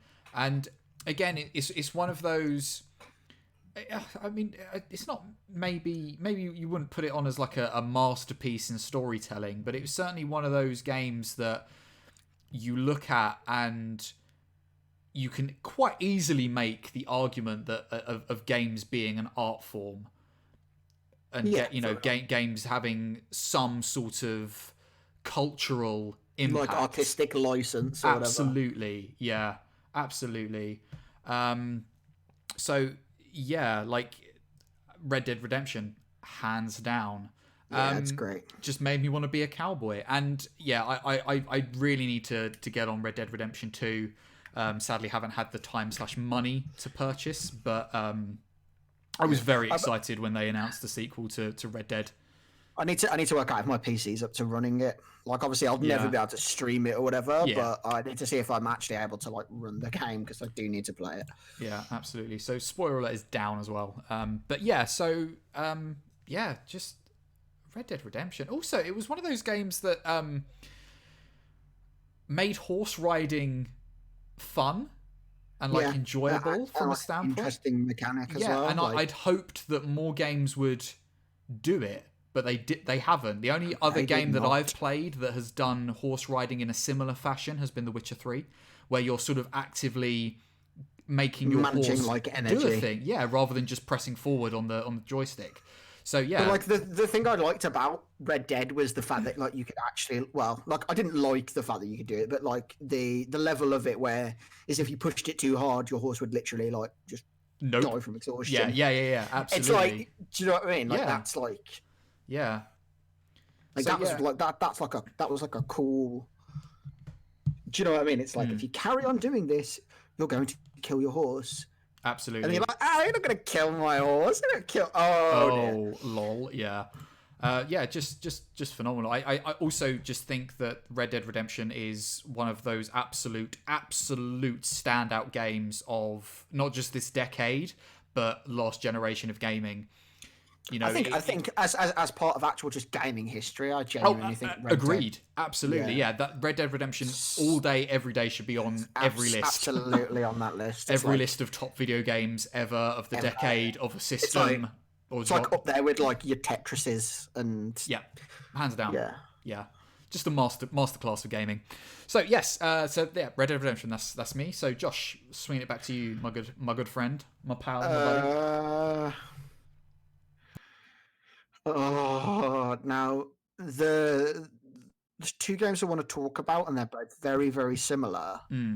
So I'm gonna just kind of double whammy it, and then still do a third. Okay. Yeah. So the two games that I picked were that for this particular section is, and you'll understand why. Yeah. Dark Souls 3. Sure. And Bloodborne. Sure. Yeah. So both games by From Software. Both nigh on identical in terms of mechanical. Soulsborne game. Well, I mean, they're Soulsborns. It's not even like a Souls-like, like the Surge or something like that. It's actually like, from the same studio, blah blah blah. Yeah, absolutely. And it was something that I never ever thought in a million years that I'd ever be into. Yeah. Ever. I remember because we've had this conversation so many times as well. Like I remember we had several conversations before you even jumped on the Souls games, and it was one of those games that we both agreed mutually is like I'd really like to try them, but I'm not sure if I will enjoy it just because of what the game are either love or hate at the end of the day because of what they entail of being very hard and all that and the other. So my first experience of Dark Souls 3 was I played it for like my 100 follower celebration or something. And I was just like, okay, well, I want to do something fun. Like I'm gonna every time I die, I'm gonna donate £1 to charity. Let's see how we go. So £63 later, Josh is now bankrupt and actually streaming from an internet cafe. The McDonald's Wi-Fi is right here. And do you know what? Like, and I was just like, oh god, this is. I was like, my first thought was, after I died the first time, I was like, this is going to cost me a lot of money. And my second thought, after I defeated the boss, like the first boss for the first like Id Gundyr for the first time, after like 24 tries or something fucking ridiculous, was just this absolute overwhelming like sense of accomplishment. Yeah. That it was like, I did that. Like I learned how to do this, and I played it as like I played it to like the best of my ability, and it's that feeling that I think is what actually makes like that this Dark Souls 3 and Bloodborne is what makes them like my like two of my games of the decade, because it's like you always talk about like how ball crushingly difficult Dark Souls or Bloodborne or whatever you're playing is, Yeah. and it's right. They're absolutely unforgiving. Like you miss one dodge and you die, and then you're back at your nearest spawn point, and you've got like all the enemies are in front of you again. It's like, okay, do it better next time. But a sense of accomplishment that you feel for when you actually like do the thing is like absolutely second to none. Yeah. And I think like as far as like pushing the boundaries as far as things like boss design go as well, is something that like both of those games did brilliantly. I absolutely love as much as I like Yorick, which I think is, or Jorvik, which is the name of like the place in Dark Souls 3. Yharnam really captured my imagination. Absolutely. And the fact that it's like cosmic horror as well, basically. Absolutely. It's so Lovecraftian it hurts, It's just so very much my cup of tea. Yeah, absolutely. And it's just like the game just gets weirder and weirder and weirder as you go on. And it's just like it's brilliant. I mean, as one of those sort of games or series that certainly came out towards the end of the last decade and has been very prevalent this decade. It's in its short sort of, well, I suppose it's been quite a while now, but in its sort of short-ish lifespan, it's had such an impact on gaming as a whole, with so many games and developers and publishers wanting to sort of copy that. So so we now have the term Souls-like, as a sort of industry buzzword. It's just insane. And for a game, really, or a series that in its concept is niche, really. Although it's very popular, it's definitely niche in its terms of we're a hard and unforgiving game. You either like it or you don't. And we're not going to change in that respect. It's done remarkably well, and like just the impact it's had on the industry. There is absolutely there is no difficulty on Dark Souls. Yeah. It is just make your character go. Yeah. Do you know what I mean? There's no tutorial, there's no hand holding. It's just like you get little notes on the floor occasionally telling you what to do. The other thing that I really, really enjoy about those games as well is that the storytelling is very not obvious, but incredibly deep. Yeah. 100%. Incredibly deep. Like if all you of know like, how the to items, look for it, all of the items have like descriptions. And then like by reading sort of like multiple descriptions of multiple items, you can sort of piece together what happened. Talking about whether that's the blood moon in Bloodborne, and talking about kind of like the state of hunters and why hunters are different from regular people, and why you're out there on a night where everybody else has shut themselves in their house. Or in Dark Souls, where you're trying to work out like why the Lords of Cinder didn't return to their throne, and why the world is the way it is, and why it's collapsing. And it's like if you just went through and killed all the bosses, like good on you, like good job, like you probably had a real good time doing it. But actually, when you take a step back and you read like why, like why things are like that, you go, holy shit, that is so cool. It's insane. But also, I just on that point as well, we sort of discussed that the game is quite niche, so you either love it or you hate it. But so is that style of storytelling. We're so used to being given stories by either reading the text and the dialogue, or by watching cutscenes, or whatever it is. The very bog standard ways of engaging and absorbing a game's story. This is quite out there. It's bizarre. This is something that's probably not been done, or was probably done quite a long time ago, like in the 90s or whatever, where you had like the boom of CRPGs and that sort of thing. But this sort of like style of storytelling, where you could quite easily miss things and not have a clue what's going on, but is so rich and detailed, and begs you to explore, begs you to discover, begs you to pick up that item, read it, or read that book and find it, or whatever it is. And then for this, there are entire YouTube channels dedicated to Soulsborne lore. Yeah, and they've got hundreds of videos. It's insane, and all from story that is picked up from and pieced together from items. Yeah, for real. Actually, I do, kind of going back to like an early conversation that we had in the podcast, was like I actually sense a little bit of like Dark Souls influence in Grim Dawn in the way that it tells its sort of tale. Yeah. As well, where it's like, your tale at the, like the quest that you get given is, okay, like, go check out this place or whatever, but it doesn't really tell you why. And then all of a sudden, like, you're picking up these notes on dead bodies that you find, and meeting like random people on like these things that you happen to encounter if you actually go looking for it. Like, and I think actually like Dark Souls has had like a very wide reach, and in lots of ways that people don't necessarily realize where it's crept or in. appreciate. You're absolutely right that you could probably find out, discover a lot of games have probably taken some sort of influence with that regard of like, let's make this is a sword that you've picked up, but it's not just a weapon.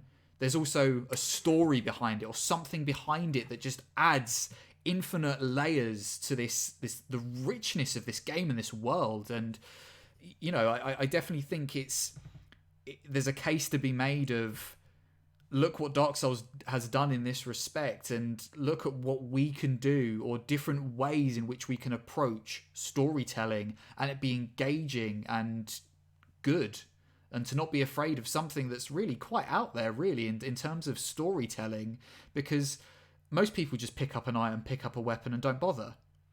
Yeah, you just like you go and then you look at the stats and then you equip it and then you wander off. But instead you've got not only the stats of like, is this sword better than what I've got going on at the moment, but you've also got this backstory or this lore, and just infinitely interesting.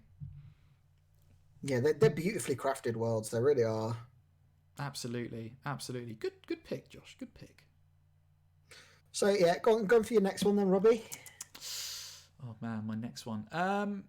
So this is a bit of a tough one. I kind of want to. I suppose I should mention it, just because I spent so much time with it. But like an honourable mention to, of course, The Elder Scrolls V Skyrim. Yeah. But which iteration are you on about, by the way? Because it's been remastered. The original. So are we talking 2011? We are talking 2011, the original on the Xbox 360. Yes. All right. Okay. Just double checking. Yeah, but yeah. So definitely an honourable mention there, because you can't avoid the impact that that's had in general on the industry. Yeah. But I was actually gonna, as my actual pick, talk about Dishonored. Ooh, okay, interesting. Which I was reminded of by one of our viewers, who we will give a shout out to later when we talk about what the viewers have said about their influential games of the decade. But yeah, Dishonored, which I played as a sort of not remastered version, but played as a definitive edition, a collection of for the PlayStation 4, because I believe it was released on the previous gen. Yes, it was. Yes. But yeah, as like a completely new IP that was just very interesting, very unique, in a similar way to Horizon Zero Dawn being super unique. This game was very much giving me a lot of like steampunk influences and BioShock influences, and I fucking love BioShock, so this was like right up my street. and it being a stealth game as well. I do whether I'm good or bad at them, I do enjoy stealth games, and I did complete Dishonored with a non-lethal and not being detected run. So got the achievements for that. So yeah, so just such an intriguing and engaging world, and like you said, not just in terms of its cutscenes and its dialogue and the things you obviously the obvious in terms of storytelling that you get with video games, but the pieces of lore that you pick up and the items as well. Very similar to Dark Souls, where you get pieces of lore drip fed to you via these abilities or items or bits and pieces, diaries and stuff that you pick up. I just think it's a really unique series, and I haven't had a chance to play Dishonored 2, sadly. I think it had a bit of a mixed reception when it came out, which saddens me a little bit, but I've not sadly played Dishonored 2. I will get around to it at some point. But I hope 2 is actually really good. Yeah, I certainly hope that this isn't the end of the series, as it were. We'll see more of it. Next gen is around the corner, quite literally. PlayStation 5 and whatnot, literally around the corner. So hopefully we'll see more of this series in the years to come, because the world, again, is just so interesting and intriguing, of this sort of mild fantasy with a little bit of witchcraft and magic, but steampunk elements and very much in the real world. And just such an interesting, intriguing, engaging world with a fantastic story. Sorry, something that's also very rare as well, and something that adds to the intrigue of the game. Yeah. Is the fact that it's like a steampunk game, which is really weird. Yeah. Sorry, just like I'm just trying to think of like other steampunk games. Yeah. And there's not many. Not many come to mind, honestly. Like unless we're BioShock Infinite. Yeah, unless we're missing the glaringly obvious ones. And I think BioShock Infinite came out this decade as well. But yeah, there aren't many obvious ones that have dealt with this sort of genre in such a hands-on way, I suppose. There's probably a lot of indie games out there that have definitely dabbled with steampunk, but but I mean, as like a AAA title, it's just something that's different from it's just something very different for the consumer, isn't it? Like the reason that I think a lot of the reason that game had intrigue in the first place was obviously that it's like a first-person assassination stealth game, which is which is kind of strange in itself almost. Yeah. But also but that setting of having you've got a grappling hook that runs off cogs, and the fashion is all very Victorian, but you've got some amount of electric and some amount of magic, and it's I don't know, I think it just adds to that intrigue, doesn't it? Yeah, absolutely. And, my comparison to BioShock isn't just from an aesthetic standpoint as well, but also from that sort of dual ability where you've got, Dishonored's magic and abilities that you use as a chosen person of this god, I think it was, if I'm remembering rightly. And then obviously the melee and shooting mechanics as well, obviously very akin to the type of gameplay that you find in BioShock, where you've got a gun and then you've got your plasmids and your Adam and all that sort of thing. And just I loved it. I loved that style of gameplay in BioShock, and I loved it in Dishonored, and just the things that you can do and the different sort of combinations that you can make of gameplay and that sort of thing. Getting people to set rats on people that just eat them alive, slowing down time. I thought that was a thing where it's you can just leave them to be eaten by the rats, can't you? If you don't hide the bodies properly, they just get consumed by rats. Absolutely, yeah, and also just the different approaches that you can take in approaching the game. There are so many different ways that you can get into a building or get into a room and do various bits. You can run the whole game if you're very skilled without being seen and without even touching anyone, or you could go in, assassinate every single person in that place, even to a degree attempt to sort of guns blazing, of actual organs blazing as well. Yeah, absolutely. And I just think that the game as a whole just so good, so interesting, so engaging. And if you've not played Dishonored, do yourself a favor, go and play it. It's so good. For sure. And I bet you could probably pick it up on something like, I don't know if it's actually on Steam, but I bet it's not very expensive if it is. Probably not. Yeah, probably not now anyway. I want to have a quick look and just see. It's definitely something you can pick up in deals. There you go. So you can have Dishonored, the complete collection, so that's 1 and 2, and then some amount of DLC, I presume. Yeah, there were two really good actually DLCs for Dishonored 1. I don't know about Dishonored 2, but it looks like Dishonored 2's got DLC as well. Yeah, I imagine so. £16.50 for the pair, for that plus all the DLC. Yeah. Can't go wrong, really. No, absolutely. And like I said, I left it just wanting more and more and more. And the DLCs definitely gave that to me as well, which I loved. And as just, again, story-driven games, a single-player story-driven game as well, which were apparently dead according to the last decade and last generation. Once again, one of those games that's just proved that bullshit and wrong. Just fantastic. Just fantastic. Gotta love it. Absolutely. So yeah, Dishonored. That's a very good pick, dude. Yeah. I'm very into it. Yeah. So, Josh, your sort of final pick, I suppose. I think there's absolutely no surprise. The Last of Us. Holy shit! What a set of games! What a game! What a game! What an unbelievable experience that game is. I've played it through 3 or 4 times and cried every single time without fail. Yeah. As is tradition, I believe. As is tradition. Honestly, fucking bawl my eyes out absolutely every single time. It's wonderful. Kind of talking about earlier about Rust and stuff in Horizon Zero Dawn, and Joel is another one of these these kinds of characters that kind of just ends up with a child in circumstances that weren't necessarily of his choosing expected. Yeah. And that was something that I really, really loved about the game, was the fact that Joel didn't like Ellie at all to start with. To Joel, Ellie was just another job, so the game goes that he's like a smuggler, isn't he, I suppose, for want of a better word. Yeah.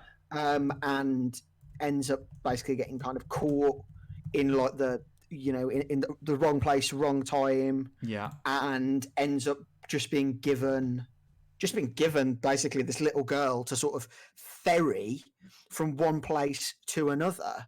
And kind of throughout the course of the game, slowly but surely almost just sort of adopts her to the point where by the end of it, she is, want for a better word, his daughter. And once again, I'm not going to spoil too much, but as you kind of get onto the final sequence and you actually work out why these people wanted Ellie to be at this certain place at a certain time, and the decision that Joel makes to go against that, even though it probably means great danger to him, just really, really showcases the value of the relationship between the two of them. There's also a sequence probably about probably 2/3 of the way through where Joel is injured, quite badly injured, for one reason or another, and you actually end up playing as Ellie for a little bit, and it's so why are you playing as Ellie? And what Ellie's doing is actually she's going out and finding medicine for Joel to make sure that Joel is okay. And so in the end, they kind of both end up almost adopting each other. And it's really, really beautiful that they do that. And how their relationship just develops as well, and naturally as well. Nothing sort of forced. Yeah, you said, they're sort of slung together, and then just mutually, as they go on this adventure, just connect. Yeah, it's beautiful. I absolutely love Ellie as well. Yeah, Ellie's it's my top like fictional characters is like Ellie is probably the like my favorite fictional character. Yeah. Like in video games, and then like Aloy as well. Did you get a chance to play the Last of Us DLC? I did. Left, is it Yeah. Left Behind? I think it was called. Left Behind. It's Yeah. so sad. It's Yeah. so sad. But yeah, that's kind of nice as well because that's like a prequel, and it's Yeah, like talking about absolutely. like kind of how Ellie ended up in the scenario that she ended up in. Yeah, yeah. But like fucking also like how terrifying are clickers? Oh my god, yeah, dude. No, just no. Just Nope, fuck no, off thank you, please. Yeah. No, just everything about that game. It's gorgeous to look at. It absolutely smashes my heart to pieces. Storytelling is beautiful. The character design is brilliant. Just absolutely unbelievable. I also just really loved the gameplay and elements of the Yeah. gameplay as well. Like those. The gameplay loop was really good. Yeah, the stealth was decent as well. You know, it wasn't. I'd hesitate to call it a stealth game, but like the elements of stealth that it had, I thought were really solid. You could certainly give yourself somewhat of an advantage in a combat. Like 100%. you could never stealth your way entirely through a combat. Yeah. But like it's a jumping off point at least. Yeah. Yeah, and, like you can at least start turning things in your favor before you yeah, get down to the nitty gritty. Fire. Yeah, and as well the crafting. I really liked the small elements of crafting that were in that game. I was just about to say that I really enjoyed the crafting as well. And Rob will tell you, like, generally speaking, crafting not something I particularly enjoy. Yeah.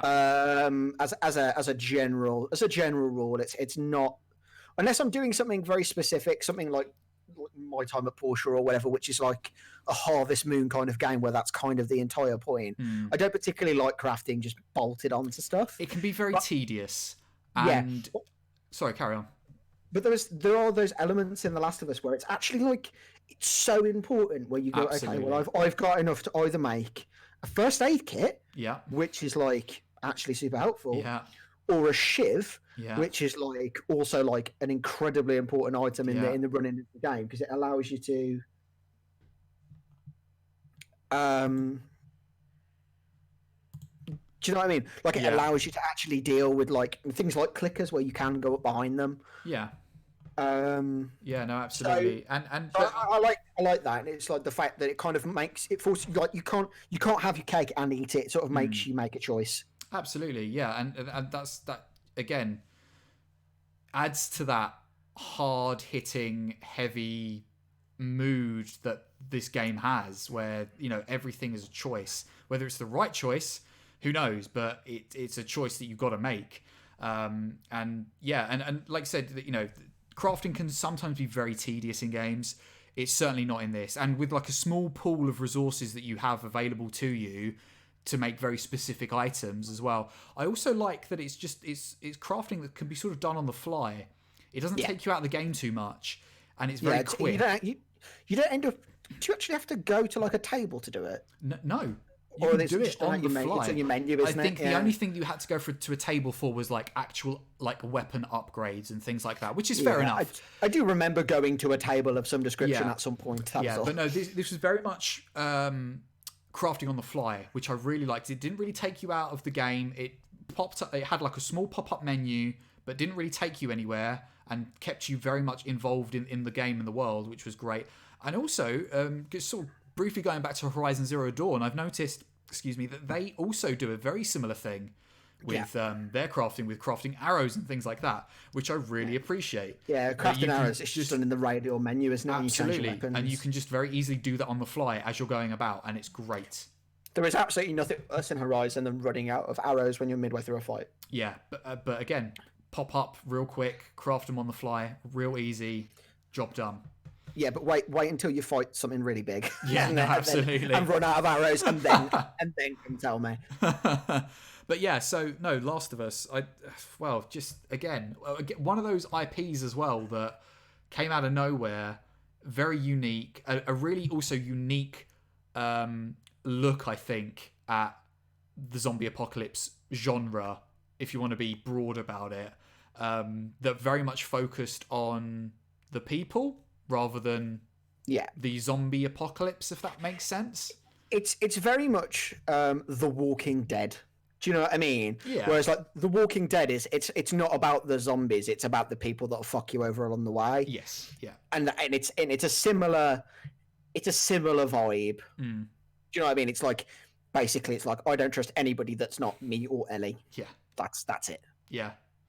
Yeah. No. And it also reminds me, have you ever seen the film The Road? I haven't, no. I keep meaning to. It really reminds me, like, there's bits of it that really remind me of The Road as well, which is basically, it's a very similar story to The Last of Us. It's like a post-apocalyptic thing. It's like, it's Viggo Mortensen, and like, so it's him and his son in like a post-apocalyptic thing. And at one point, like, you know, he ends up, it's all right at the start of the film, but basically it turns out that these people are just like not very nice and that they're gonna like harm his child in some way. But the way that they're selling it is it's like, oh, you know, we'll look after you guys, blah, blah, blah, blah, blah. All you have to do is like share up and stuff. And actually what they want to do is like murder and mug him and then like take his son, basically. And it's like that. I just got lots of those kinds of vibes from it. Absolutely. But The Last of Us is amazing. And I will fight anybody that says otherwise. It's like absolutely, absolutely just undisputed. One of the best games ever. Yeah, no, definitely agreed. So The Last of Us, awesome. So I suppose it's my final pick now, isn't it? It is, sir. So get ready for 2 hours of this game. Hang on a sec, mate. Let me just mute my headphones. Can you just send me a message? You just send me a message on Discord and you're done. Before you start bleeding from the ears. So my I'm going to Magic the Gathering for a bit. Oh my god! So we sort of said at the start, this is by no means, you know, the be all and end all list and in no particular order. But for me personally, this is my absolute number one of this decade, if not. It's kind of funny, actually. Sorry, before we start, is that I started with one of my favorite games of all time, and you're ending with yours. Like it's kind of come full circle. Absolutely. So yes, that I'm talking, of course, about the undisputed titan of all games, The Witcher 3 Wild Hunt. So this, I mean, any opportunity or any excuse I get to like talk about this game on the podcast, I will take it. I hope you realise this by now. They know. They have known for years. Even if this is their first time tuning in, they still know.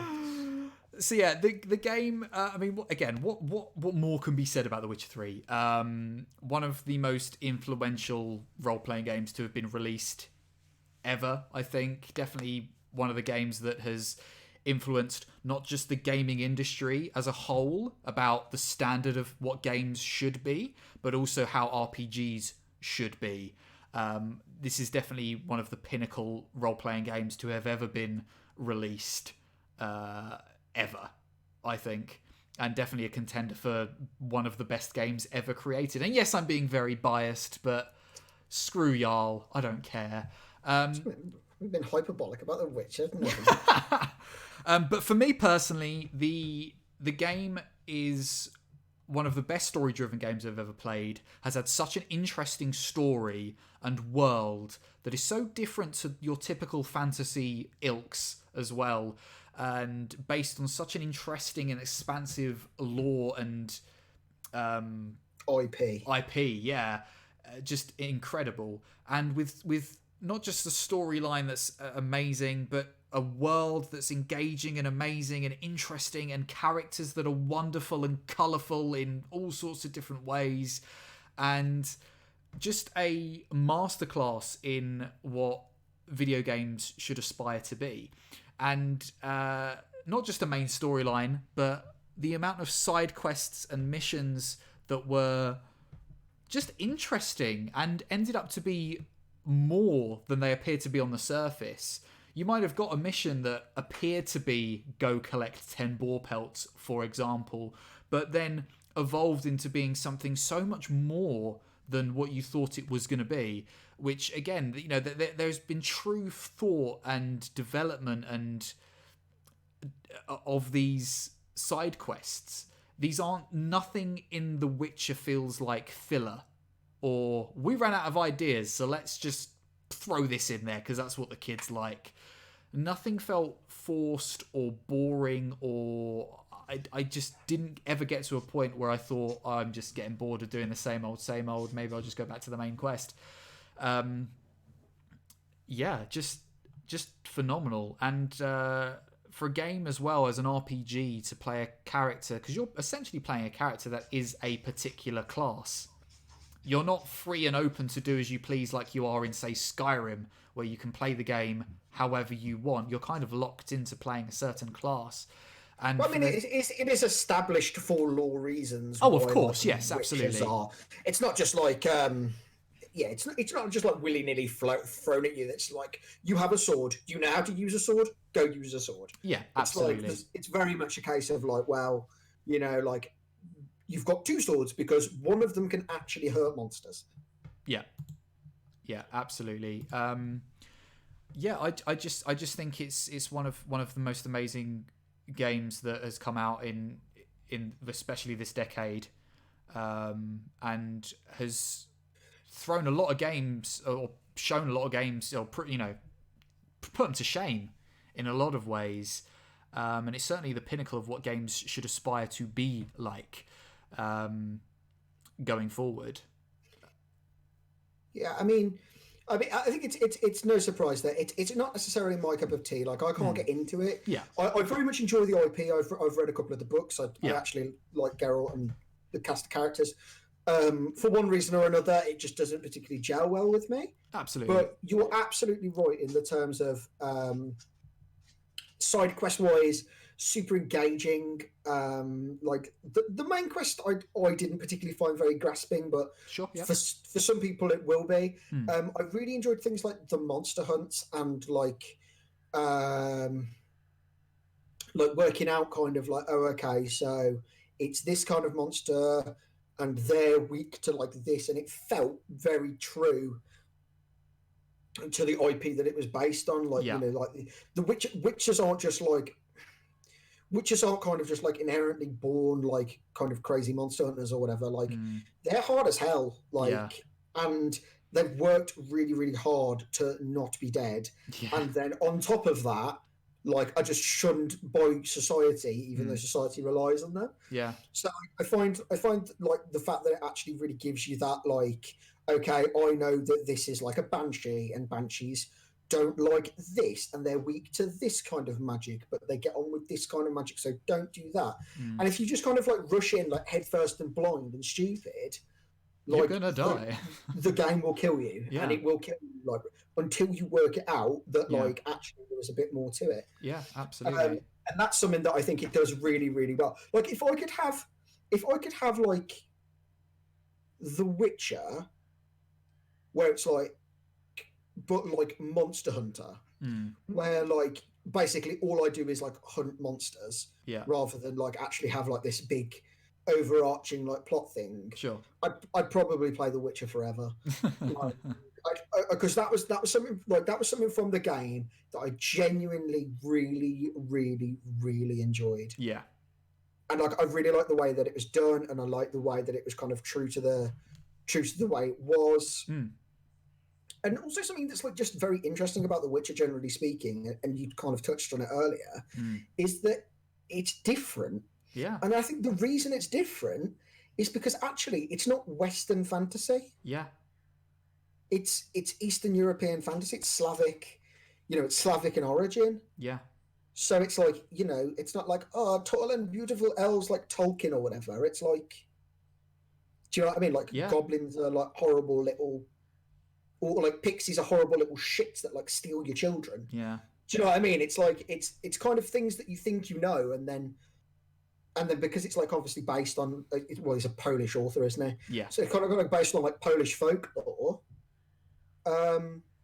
It's like everything you think you know, but just a bit different, and that's kind of nice. Absolutely, yeah. And again, it's not just like Polish and Slavic. It's it takes stuff from Russian folklore and Chinese folklore and North American folklore, and there's so many mix mashes that a lot of things that you don't typically see. Like you said, most fantasy is Western fantasy or European fantasy, but very very much Tolkien based.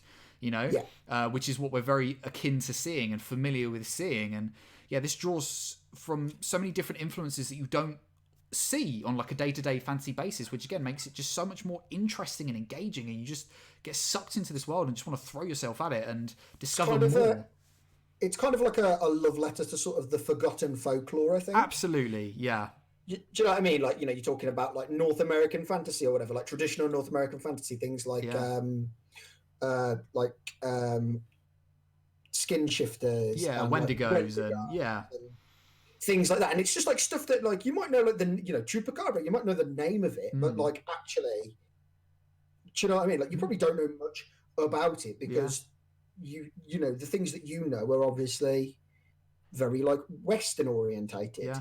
So it's really, really nice that it actually gives like that side of things the spotlight. Yeah. Absolutely. Yeah, so I mean I don't know what else there is to sort of say about it really, but the game just absorbed me and has influenced me and affected me in such a way. It's almost I wish I could go back and play it again with fresh eyes and experience it all again. It's one of those games I put next to like BioShock. I wish I could do the exact same thing. It's a BioShock 1. Yeah, I wish I could do the exact same thing with BioShock and with Red Dead Redemption and with The Last of Us, even though it will make me cry over. The Last of Us is always the same every time. So, it's just one of those. Just hands down phenomenal. For me, the game of the decade, the game of my life. It's just love it to pieces. I got a feeling that we could be having a conversation next month about sort of games of the year or whatever. And I've got a very, very horrible feeling that I say a horrible feeling, it's a good feeling that I'm going to say that we might actually be talking about Grim Dawn as one of the games of the year. Sure, yeah. Possibly. Like I hadn't put enough time into it for it to be like part of this conversation. Yeah. But I think that like over the next few weeks where I really, really like dive into it, yeah. I think I'm going to get enveloped by that game in a very similar way than what you were just saying about The Witcher. Yeah. Yeah, and it's a fantastic thing when that happens. Again, I don't know what else there is to sort of say about the Witcher 3 that hasn't already been said. It's the same as every game that we've discussed on this vague list of games of the decade that we personally enjoy. But even if we haven't played them or played them and haven't necessarily enjoyed them, like there is absolutely, I don't think there's a game on our like 7 picks technically that isn't worthy of like being in that in our. Do you know what I mean? Like, absolutely. I think similar to what you were saying earlier, that The Witcher hasn't been, you've tried it, hasn't been your cup of tea, and that's fair. I haven't played the Mass Effect 2. I did play the first one and enjoyed it. I didn't play very much of it, honestly. But game is very clunky. It's very good. Yeah, no, absolutely. I did play it before Mass Effect 2 came out, but I didn't get that involved in it, and I put it down just because I wasn't so engaged with it. In the same way that you put down The Witcher 3. But I can absolutely appreciate and understand why not only you have brought up Mass Effect 2, but why I see Mass Effect 2 being on, games of the decade list, best RPGs list, best games ever made list. I can fully appreciate and understand it. Yeah. Absolutely. Yeah, so... yeah. So there we are. I think I'm done. Really, we've had a good 10 years. We really have. Absolutely, and there's been some stinkers in there for sure, but I think overall we've had a great 10 years. 100%. Yeah, it's definitely been phenomenal in gaming. And if we haven't mentioned your particular game of the decade, we apologise, but I'm sure it's worthy of being on that list.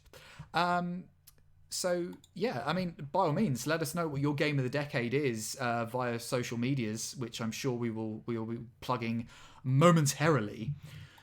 But just before we do, I just want to give a quick shout out to the people that did respond to us on social media with their Just some honourable mentions. Honourable mentions of their particular games of the decade. Thank you very much for replying and responding, guys. We do appreciate it. So, a friend of the show, Aaron Gladwish, said Halo Reach is his game of the decade from 2010. That game Good pick. Haven't personally played it, but there we are. Very good. Very interesting for a Halo game because you don't play as Master Chief. It's like a prequel. Oh, sure. It's really good. Yeah. Very good, very good game. So we are. So yes, Halo Reach, and again, James Lamb, friend of the show.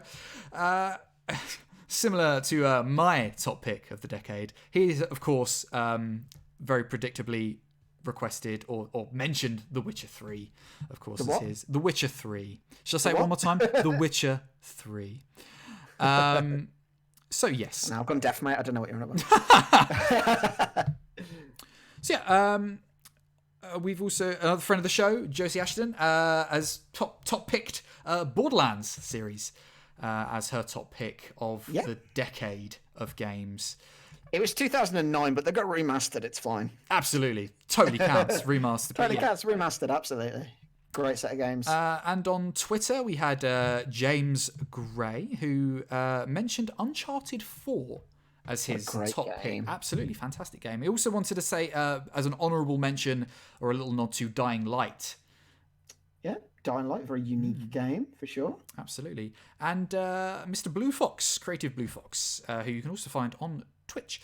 Again, it was very hard for him to decide, so he just gave me a list, basically, all of which are fantastic honourable mentions. Skyrim, like we've mentioned, Red Dead 2, God of War, Dishonored, Prey, The Witcher 3, and Minecraft.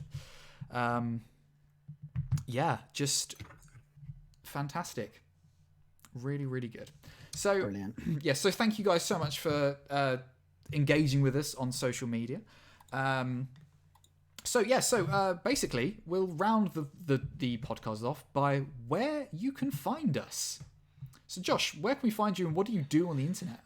Not a lot. No, I am one to stream occasionally. You can find me on all social medias. /SingularityJosh or @SingularityJosh if you're on Twitter. And on Instagram as well.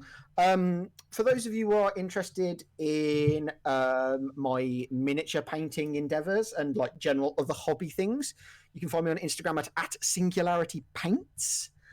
I'm streaming Grim Dawn at the moment. Hopefully I'll be jumping on the bandwagon with Rob at some point. Maybe later this week. We need to just sort of check out our schedules and stuff because it's my partner's birthday and Rob has a life and things.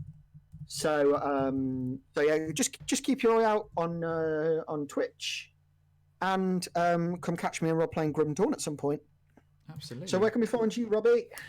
So obviously you can find me here on Twitch at or twitch.tv/theundeadgamer, where we stream. At the moment, we're streaming Horizon Zero Dawn. I'm hoping to add some streams of Gwent as well to our playlist, as it were, and some Darkest Dungeon, possibly, and also possibly some Bloodborne, which we need to sort of get back into because we still haven't defeated Father. Father Gascoigne. Yeah, Father Gascoigne, who was that boss fight. That boss fight, genuinely, to me, for some reason, the most difficult boss fight in the game. Yeah. Don't know why. Completed the game, but absolutely just cannot beat that boss whenever I fight him for love nor money. Yeah, literally. He didn't make me rage quit the game. He's made me rage quit on more than one occasion. But I put it down, and then I think I had time away from streaming, so for one reason or another, we didn't continue with Bloodborne. But yes, so that's the hope for the next coming month, I suppose, of streaming. Doing evening streams, mostly from 7 p.m. GMT onwards, because life is getting in the way of doing them earlier like we were. So yeah, you can also find me on Twitter at the Undead Gamer, gamer without the E. Also on Facebook, at the Undead Gamer, and Instagram at the Undead Gamer, all gamer without the E. So yes, so thank you very much for tuning in and watching, or however you're consuming this podcast. You can also, if you've missed it, you can catch the VOD later this week on YouTube, youtube.com/theundeadgamer, where you can find all the episodes of the Undead Gaming Cast, of the new rebooted series and the old cast as well, if you so choose to watch our old episodes. Also, we're still waiting on confirmation as to whether the podcast is going to go up on iTunes, as I've had a slight change with our podcast host, so I'm having to sort of put it up again for submission to iTunes. And we need to also hit a few more criteria before we can get it on Spotify, but that is hopefully. I know that's I know Spotify is a bit more difficult, I think. Yeah, just a little bit, So we will get to it hopefully when we get to it, but there will soon be more options for you to listen and enjoy the podcast wherever you are. So please stay tuned for that. So next month, we're not sure when we're going to do the podcast, as the last Tuesday of the month is actually New Year's Eve, aka Josh's birthday. So we're not going to be doing the podcast then. So we may do the podcast a little bit earlier, but obviously there's Christmas and all this. Yeah, the week before that is Christmas Eve.